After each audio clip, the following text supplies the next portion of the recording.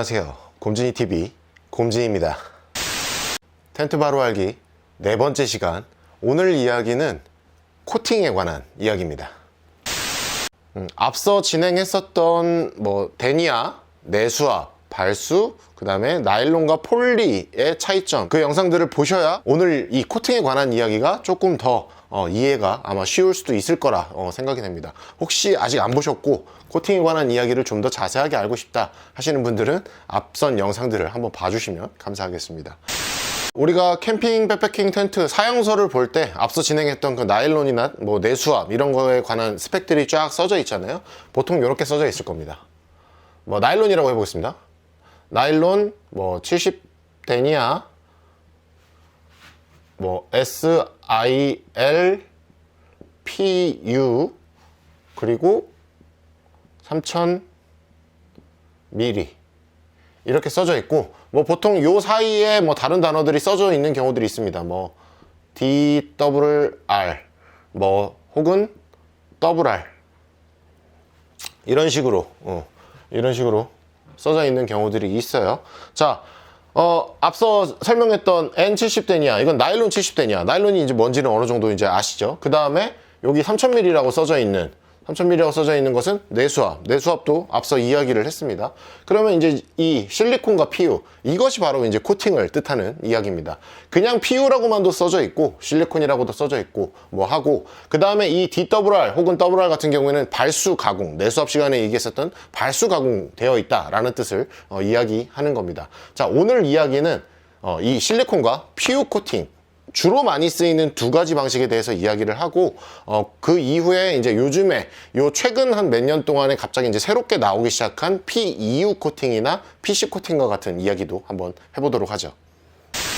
지금 캠핑 백패킹용 텐트에는 몇십 년 동안 개발되면서 가장 보편적으로 많이 쓰이는 코팅이 이 실리콘과 PU 코팅입니다. 근데 그 중에서도 이 PU 코팅이 월등히 오랜 기간 많이 쓰였습니다. PU 코팅, 폴리우레탄 코팅입니다. 폴리우레탄 코팅. 폴리우레탄 코팅이 가장 보편적으로 가장 많이 널리 흔하게 쓰이는 코팅이고요. SIL이라고 표현되어 있는 것은 실리콘 코팅입니다. 이렇게 두 가지가 가장 많이 쓰이는데, 그 중에서도 가장 많이 쓰이는 이 PU 코팅은 왜 가장 많이 쓰이게 되었었냐면, 사실은 가공이 보다 좀 쉽습니다. 가공이 좀 생각보다 쉽고 가공 비용이 굉장히 저렴해요. 그래서 비교를 해보면 가격, 상대 비교입니다. 실리콘과 PU가 상대 비교했을 때 가격, 실리콘은 비싸다, 싸다. 그 다음에 가공 방법, 가공성이라고 표현을 할게요. 가공성. 실리콘의 경우는 어렵다. 폴리우레탄, PU 같은 경우에는 비교적 쉽다. 로 이렇게 크게 구분을 할 수 있습니다. 자, 먼저 PU 코팅에 대해서 좀 더 자세하게 알아보면, 이 PU 코팅은 널리 쓰이는 방식인 만큼 굉장히 저렴한 가격의 원단에 적용을 할 수 있습니다. 근데 이 원단에다가 코팅을 적용한다라는 의미는 제가 발수에 할 때 이야기를 잠깐 했었던 건데, 원단이 이렇게 있으면, 원단이 이렇게 이걸 원단이라고 표현을 할게요. 원단이 이렇게 있으면 보통은 이 원단에다가 이 내수압, 방수 성능을 부여하기 위해서 원단의 안쪽 부분에다가 코팅을 하게 됩니다. 이걸 여기에 이제 코팅, 보통 보편적으로 많이 쓰이는 게 바로 PU 코팅. PU 코팅을 원단의 안쪽에 코팅을 하고, 요즘 최근 이제 실리콘과 PU 코팅이 같이 섞이기 시작한 건 사실 그렇게 오래되지는 않았습니다. 최근 한 5, 6년도 채 되지 않았던 것 같아요. 그전에는 대부분 다 PU 코팅, 안쪽에 PU 코팅만을 거의 하고 원단의 발수 가공을 하는 정도로 이제 보통 피니시가 끝났었는데, 최근에 이제 이 가공 기술이, 이 코팅하는 기술들이 조금씩 좋아지면서 이제 실리콘을 바깥면에다가도 이렇게 실리콘 코팅을 하는 이렇게 실리콘 코팅을 해서 이렇게 됩니다. 자, 이 PU 코팅을 안쪽 면에다 하게 되면 내수압이라는 게 생기게 됩니다. 앞서 말씀드렸지만 가격이 굉장히 저렴하게 가공이 가능하고 가공성도 굉장히 쉽고, 굉장히 보편적으로 오랫동안 쓰였다 보니까 가공 기술이 뭐 크게 어렵지 않게, 그리고 시중에 판매하는 그런 약재, 가공 약재나 이런 것들이 굉장히 저렴하게 잘 보편화가 되어 있다 보니까 그 가공성이 굉장히 좋아서 널리 쓰이는 방식입니다. 이 PU 코팅의 장점은 이 가공성이 쉽기 때문에 높은 내수압을 내기가 굉장히 좋아요. 그래서 예를 들어 어떤 텐트에 보면은, 텐트 사양서에 보면 내수압이 뭐 5천, 8천, 만 막 이런 식으로 써져 있는 경우들이 있잖아요. 보통 그 정도 내수압을 내는 것은 현재까지는 PU 코팅이 거의 유일하다라고 보시면 될 것 같아요. 이 실리콘 코팅은 그렇게 높은 내수압을 내기는 조금 상대적으로 어렵습니다. 그래서 이 PU 코팅이 보편적으로 굉장히 많이 쓰인다. 이 PU 코팅의 경우 가격이 싸고 가공성이 쉽고 높은 내수압을 내기 굉장히 좋은 그런 코팅 방식이기 때문에 굉장히 보편적으로 많이 쓰입니다. 그래서 사실 별 큰 단점이 없는 것처럼 보여질 수도 있지만 PU 코팅은 여러 단점들이 있는데 그 중에 가장 큰 단점이 바로 가수분해. 가수분해 증상이 가장 보편적인 단점입니다. 가수분해가 뭐냐? 이 폴리우레탄은 친수성 성분입니다. 그러니까 물과 굉장히 친해요. 그래서 물을 잡아당기는 그런 특징을 갖고 있기 때문에, 근데 그 물과 만났을 때 이 성분이 분해가 돼버리는 그런 증상을 갖고 있습니다. 그걸 두고 가수분해라고 이야기를 하는데, 이렇게 원단에다가 PU 코팅을 하고 제품화를 해가지고 제품을 사용을 하기 시작을 하면 어떤 수분에, 습기에 노출이 되거나 뭐 비를 맞는다거나 했을 때 그렇게 수분에 노출이 되면 이 코팅층이 파괴가 됩니다. 그러니까 점점 성능이 하락을 하게 되는 거죠. 그래서 이 가수분해 문제는 이 PU 코팅에 따라 어떻게 해결할 수 없는 그런 문제 중에 하나입니다. 이 가수분해라는 단어로만 봤을 땐 굉장히 어려워서 그게 나도 느끼고 있는 증상인가 라고 생각하실 수도 있을 것 같은데, 아마 그런 경험을 하신 분들이 아마 있을 수 있을 거라고 저는 생각합니다. 텐트를 오랫동안 사용을 안 하시다가 이 PU 코팅된, 원단에 PU 코팅된 텐트를 접어둔 채로 어디 뭐 오랫동안 보관을 하는데, 그 보관을 할 때 고온다습한 곳에 보관을 하거나 아니면 이렇게 위에다가 뭘 같이 적재를 해갖고 꽉 눌린 채로 오랫동안 보관을 해놨다가 그 텐트를 어느 날 쓰려고 딱 꺼내갖고 텐트를 이제 치려고 딱 펴보면 원단끼리 코팅층끼리, 요 코팅 면끼리 이렇게 접혀 있을 때 코팅 면끼리 달라붙어갖고 그걸 이렇게 쩍 하고 떼내야 되는 그런 증상을 겪어보신 분들이 아마 있을 거예요. 그게 바로 PU 코팅의 가수분해가 진행이 된 거다라고 보시면 됩니다. 그렇게 가수분해가 진행이 됐으면 최초에 이 원단이 만들어졌을 때 이 원단의 내수압이 예를 들어 3000mm 3000mm 원단이라고 했을 때 그 가수분해가 진행이 되면 이 내수압은 점점 더 떨어지게 됩니다. 그리고 이 달라붙는 증상 외에 예를 들어 텐트의 플라이 같은 경우에는 봉제선에 심실링 테이프가 안쪽에 붙어 있잖아요. 심실링 테이프가 붙어 있는 곳이 심테이프 이렇게 떨어져 나오는 증상, 그것도 PU 코팅의 가수분해 증상 중 하나입니다. 그래서 이 PU 코팅은 이 가수분해와 뗄래야 뗄 수 없는, 해결할 수 없는 단점 중에, 지독한 단점 중에 하나라고 볼 수 있고요. 그래서 보통 우리가 텐트를 구입을 해서 이 PU 코팅된 텐트의 수명이 어느 정도 되느냐라고 한다면, 보통 많이 사용하는 기준, 뭐 그러니까 한 달에 한 2-3번 이상 사용을 한다는 기준으로 보통은 3년 내외 정도라고 보면 될 것 같습니다. 3년 내외에 3년이 지나면 그 텐트를 못 쓰는 것이냐? 그런 것은 아니고요. 그런 것은 아니고 그 성능이 점점 하락을 하고 있다라고 이해를 하시면 될 것 같아요. 그러면 가수분해가 진행된 텐트는 복구할 방법이 있나요? 없습니다. 코팅을 다시 재코팅을 하거나 하는 방법은 이 제품이 이미 만들어지고 난 상태에서는 할 수 있는 방법이 없어요. 그래서 이미 진행이 된 거고 사실상 소모품이다라고 이해를 하시는 것이 가장 마음이 편할 거라고 생각이 됩니다. 그리고 두 번째 단점이 있습니다. 원래 원단이 갖고 있던, 그러니까 나일론이나 폴리가 가지고 있는 내구성, 여기서는 이제 인열 강도라고 표현을 하는데요. 그 원 내구성을 낮춥니다.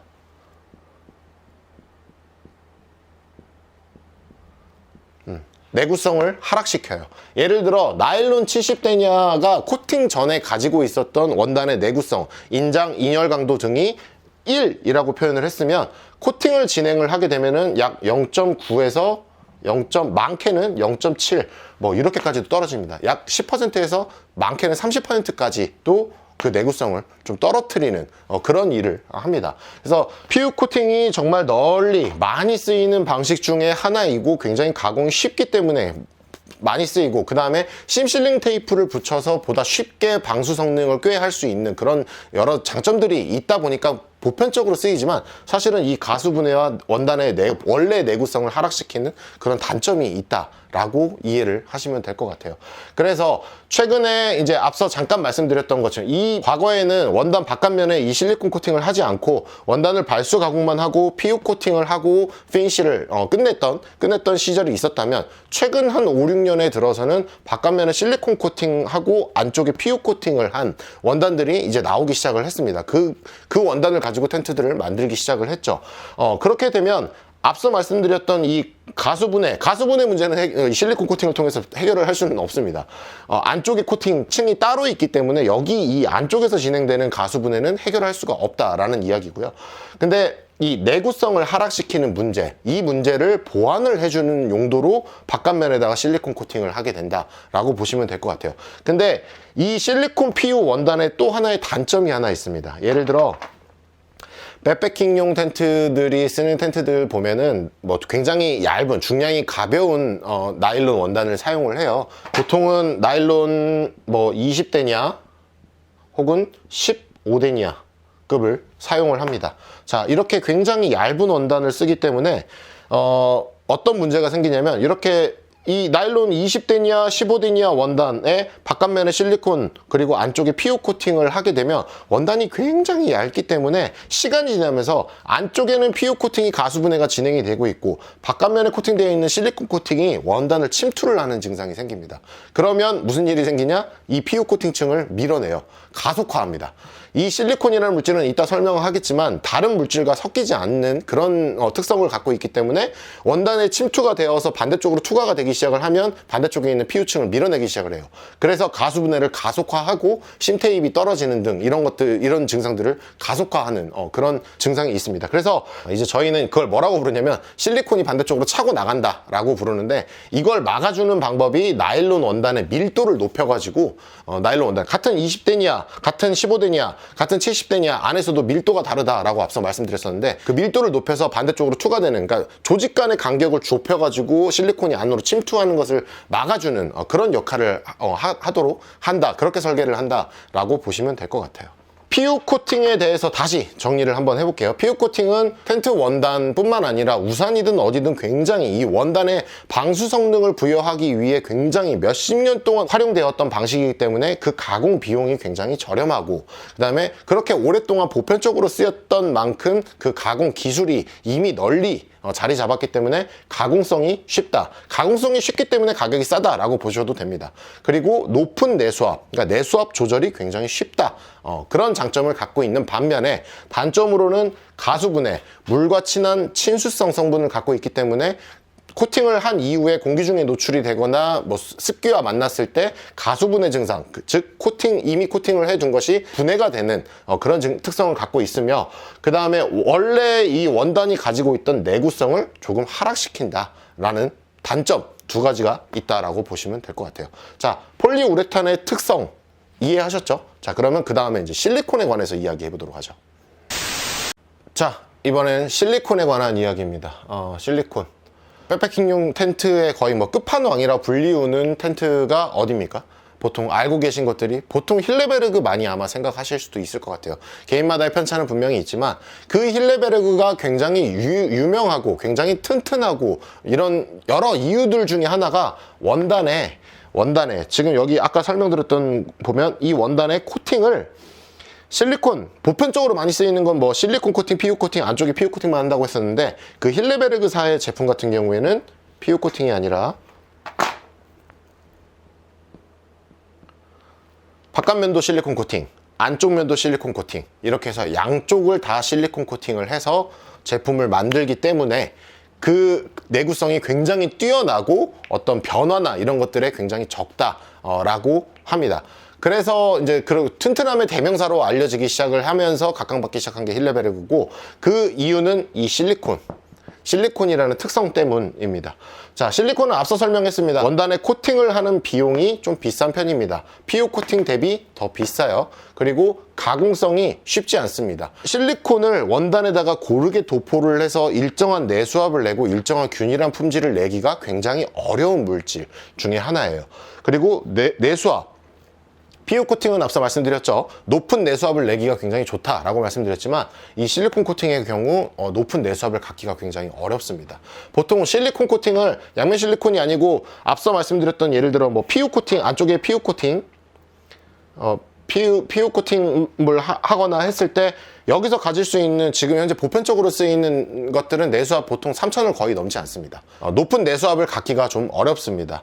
뭐 그 이유는 가공하기가, 그러니까 PU 코팅만큼 도포량을 자유롭게 늘려가지고 이 코팅층을 두껍게 한다거나 해서 어떤 높은 내수압을 갖게 하기가 굉장히 어려워요. 그 균일한 품질을 내기가 굉장히 어려운, 그래서 이 가격이 비싸다라고 보시면 될 것 같아요. 그러니까 결과적으로는 이 원료 자체도 PU 코팅 대비 더 가격이 비싼 것도 맞지만 가공성 자체, 그러니까 높은 내수압도 갖기 어려운 만큼 뭐 그런 가공성이 어렵기 때문에 가격이 비싸다라고 이해를 하시면 될 것 같습니다. 자, 이 실리콘의 특성은 여러 가지가 있습니다. 자, 아까 이 PU 코팅은 제가 뭐라고 말씀드렸죠? 가수분해 한다고 말씀드렸잖아요. 그 가수분해되는 원인은 친수, 물과 친한 성분, 물을 빨아들이는 증상 때문에 그 가수분해가 일어난다고 했는데, 이 실리콘은 친수를 하지 않습니다. 소수성이라고 불러요.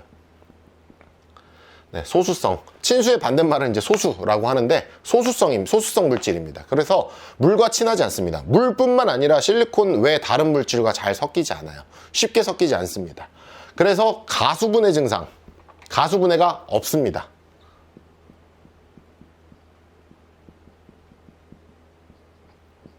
가수분해 증상이 없어요. 이거는 그냥 없다라고 말씀드려도 될 정도입니다. 9% 가까이 가수분해 증상이 없다라고 보시면 될 것 같아요. 그리고 원단이, 아까 PU 코팅 설명드릴 때 원단이 가지고 있는 원 내구성을 PU 코팅은 하락시킨다라고 말씀드렸잖아요. 이 실리콘 코팅은 원단이 원래 가지고 있는 내구성을 대폭 증가시킵니다. 대폭 증가. 내구성을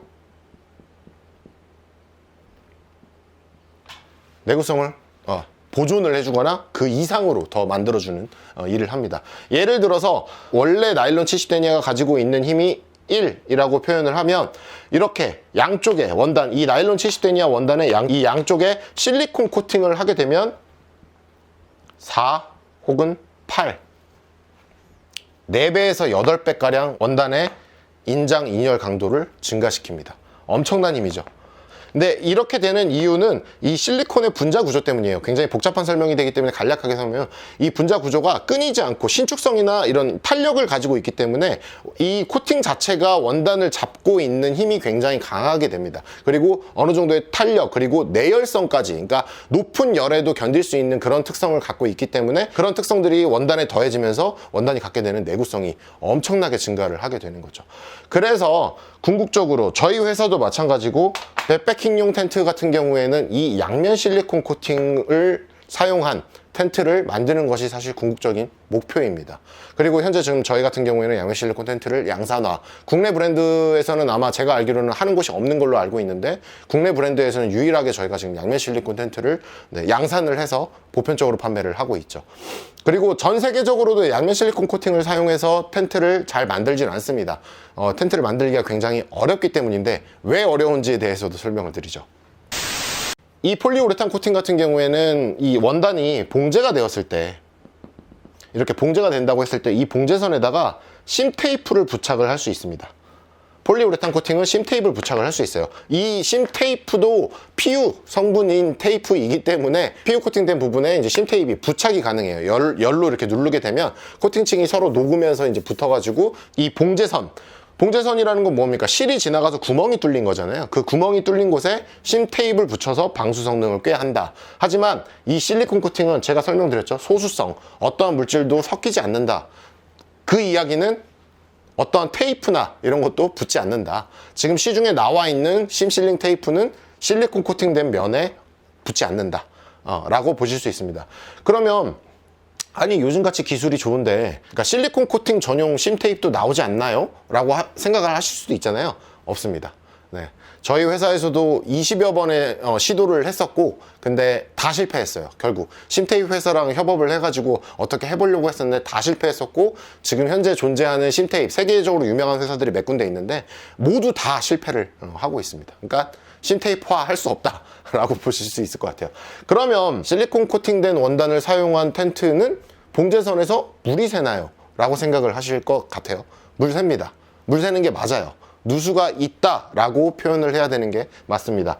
이 실리콘 코팅된 원단을 사용하는 텐트들은 그 봉제 방법, 그리고 봉제에 사용되는 재료, 구조를 좀 다르게 해서 그 방수 성능을 꽤 하는데요. 보편적으로 제일 많이 알려져 있는 방식은 이렇습니다. 자, 실리콘 코팅된 원단을 서로 4겹으로 겹칩니다. 손으로 표현을 하면 이래요. 손으로 표현하면 이렇게 위아래 이렇게 끼워가지고 총 4겹. 무슨 얘기냐면, 자, 이렇게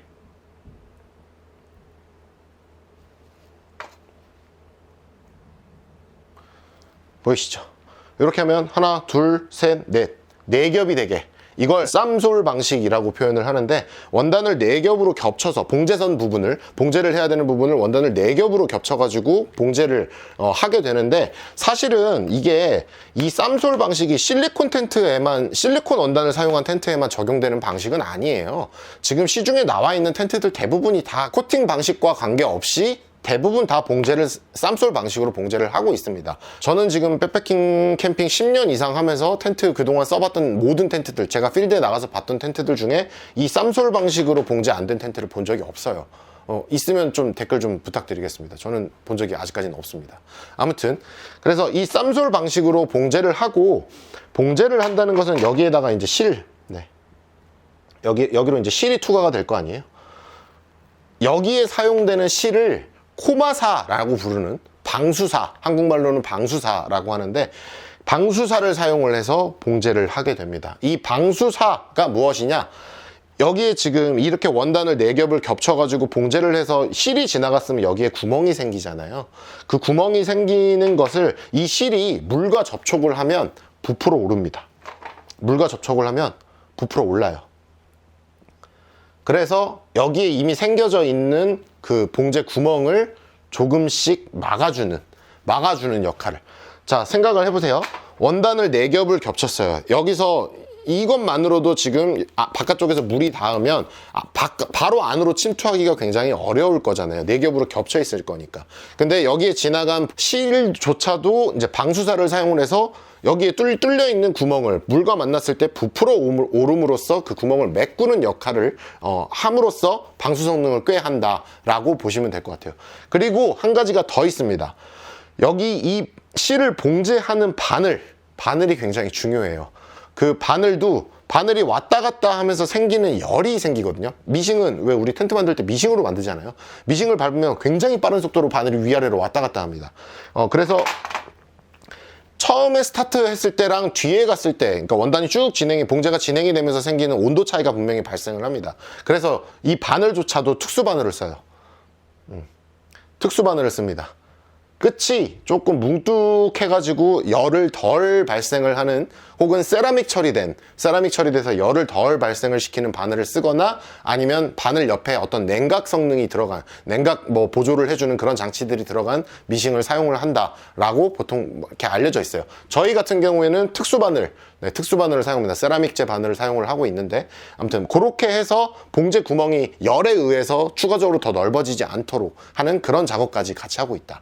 그런 굉장한 가공의 어려움 때문에 이 실리콘 코팅, 특히 양면 실리콘 코팅된 원단의 텐트가 전 세계적으로 몇 개 브랜드가 없다라고 보시면 될 것 같아요.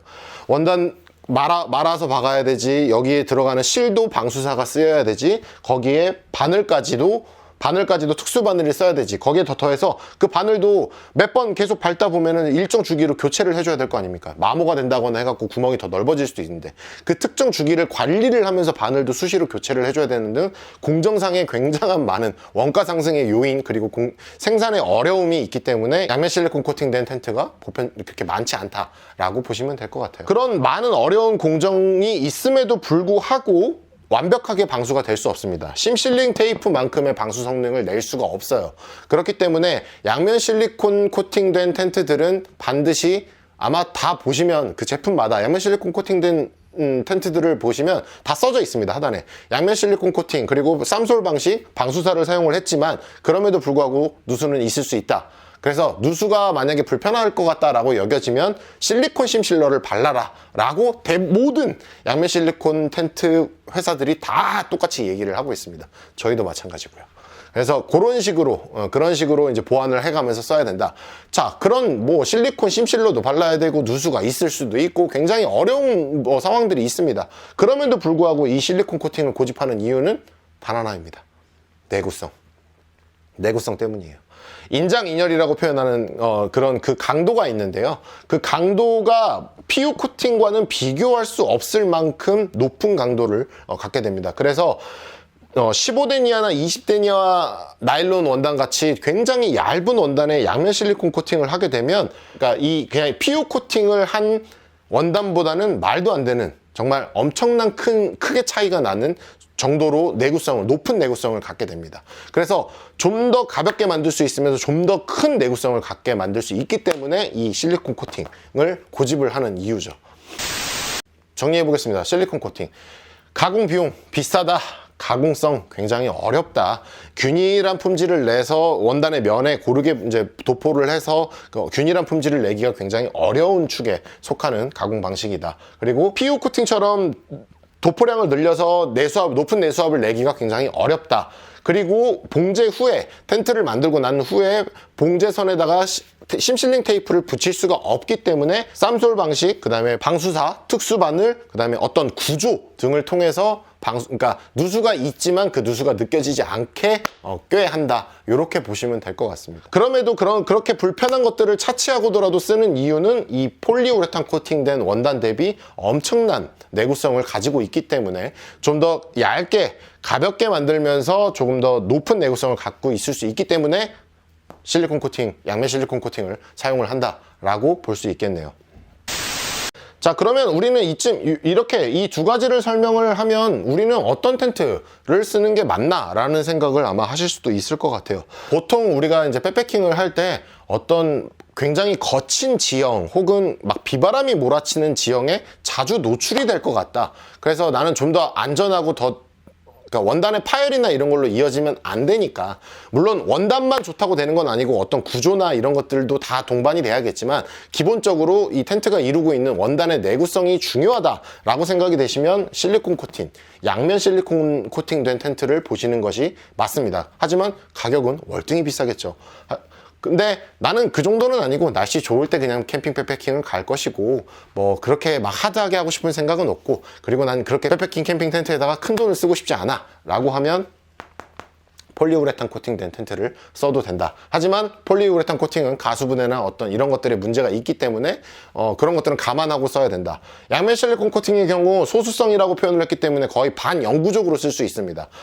곰팡이가 생기지 않고 가수분해가 진행이 되지 않기 때문에 거의 반영구적으로 쓸 수 있다라고 볼 수 있겠네요. 실리콘과 PU 코팅은 여기까지 이야기하면 뭐 어느 정도 이해가 되셨을 거고, 앞으로 제품을 보시는데 각자의 특성, 장단점의 구분이 아마 가능하실 거라고 생각이 됩니다. 요즘에 최근 한 2-3년 동안 갑자기 등장한 다른 코팅 방식들이 또 있습니다. 그것에 대해서도 잠깐 짤막하게 좀 설명을 드릴게요.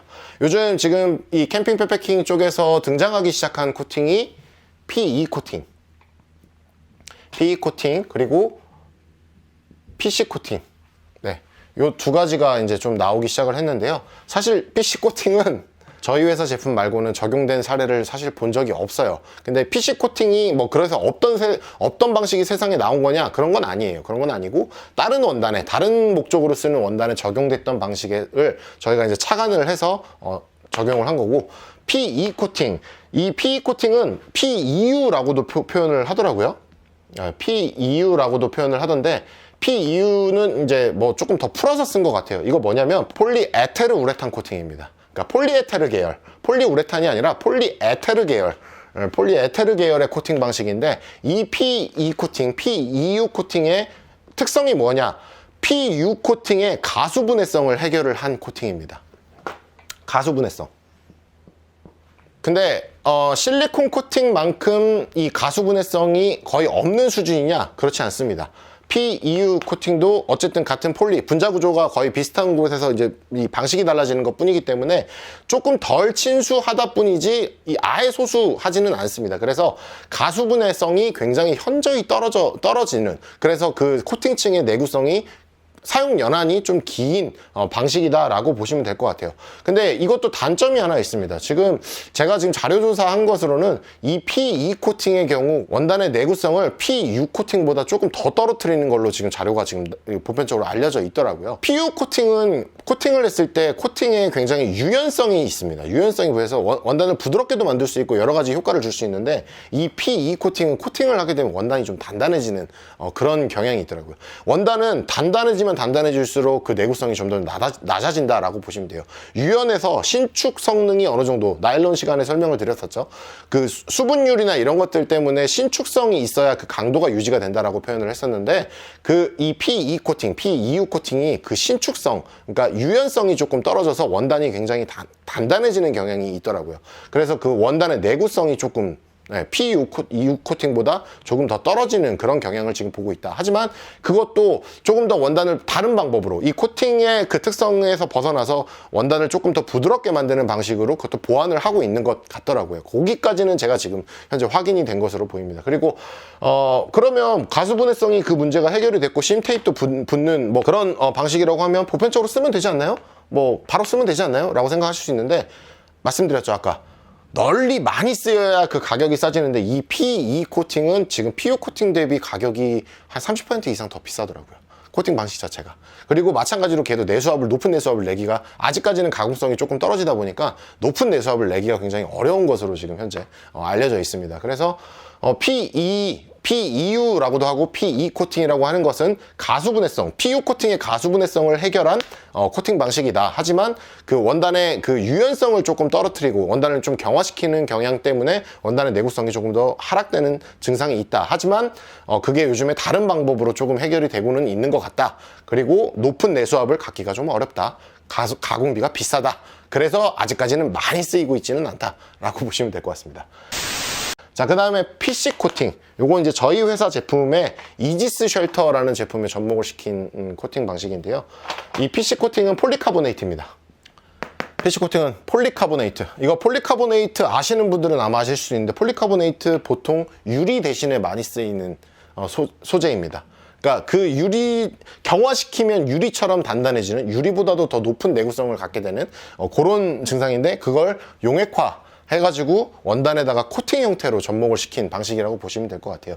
이 PC 코팅 같은 경우에는 가지고 있는 특성이 뭐냐면, 가수분해성이 PU보다도 현저하게 낮습니다. 거의 없는 수준. 실리콘은 거의 없다라고 표현을 해도 되지만, 이 PC 코팅은 없다라고 표현을 하면 안 되고, 가수분해성이 굉장히 낮아요. 가수분해가 굉장히 낮다. 얘도 뭐 낮다라고 표현을 했겠죠. 굉장히 낮다. 그리고 이 코팅, 폴리카보네이트의 여러 특성 중에 있는 것이 내한성이 있습니다. 내한성.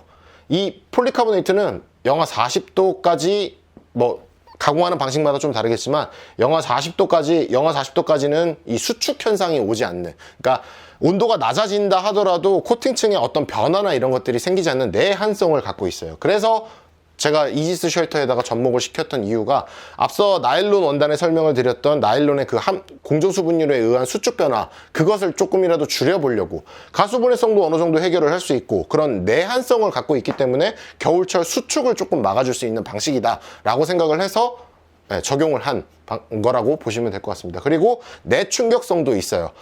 실제로 이 PC 코팅을 접목을 시키면서 원단에다가 접목을 시켜놓고 원단의 내구성 테스트, 뭐 내수압 테스트, 어떤 여러 많은 테스트들을 공인기관이 있습니다. 각각마다 테스트할 수 있는 방법들이 국제 표준 규격으로 다 정해져 있는데, 그 테스트들을 수도 없이 진행을 저희가 했던 방식이에요. 그래서 내충격성까지 있어가지고 원단이 일반 PU 코팅한 것보다 조금 더 높은 내구성을 가질 수 있게 만들어줄 수 있더라. 하지만 실리콘에 비할 바는 아니지만 그래도 PU 코팅보다는 조금 더 높은 내구성을 가질 수 있더라 라는 특성을 알 수 있었어요. 그래서 지금 앞서 말씀드렸던 실리콘과 PU 같이 보편적으로 지금 현재 많이 쓰이는 코팅과는 좀 다른 두 가지 코팅 방식이 이 PE 코팅, PEU라고도 부르더라고요. PE 코팅 그리고 PC 코팅 두 가지가 이제 요즘에 또 각광받기 시작을 했다라고 보시면 될 것 같습니다. 오늘 코팅에 관해서 한번 이야기를 해봤는데, 오늘 제가 설명한 것들이 어느 정도 이해가 되셨으면 앞으로 캠핑 백패킹을 하실 때 텐트를 바라볼 때 이 텐트가 내가 사용하려는 목적에 부합하는지, 그리고 어느 정도 내구성을 갖게 되는지에 대한 이해가 분명히 생길 거고, 제품을 바라보는 눈이 조금 더 올라갈 것이라고 기대를 됩니다. 그래서 이 정도만 알면 이 텐트가 가지고 있는 원단 이제 어느 정도 이해할 수 있어 라고 보실 수도 있을 것 같아요. 그렇게 되기를 희망합니다. 저는 또 다음에 어떤 소재로 이야기를 할지 또 고민을 한번 해보는 걸로 하고, 오늘 영상은 여기까지 하는 걸로 하죠. 오늘 영상도 봐주셔서 감사하고요. 다음 영상에서 또 뵙겠습니다. 감사합니다.